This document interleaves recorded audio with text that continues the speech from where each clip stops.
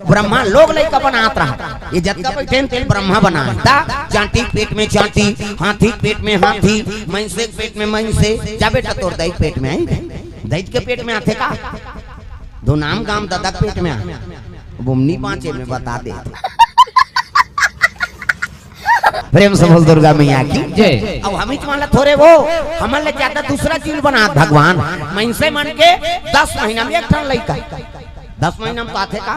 अब 7 महीना में सधोरी, 8 9 10 और बस खत्म करना तमाशा।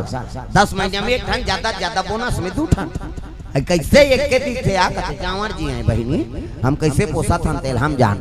मैंसे मन के 10 महीना में 2 ठन कैसे। अब कुकुर के 6 ठन, कुकरी के 40 ठन अंडा। कुकरी मुर्गी को सुकुर दुम हो जाता छत्तीसगढ़ी मोला कुकरी का।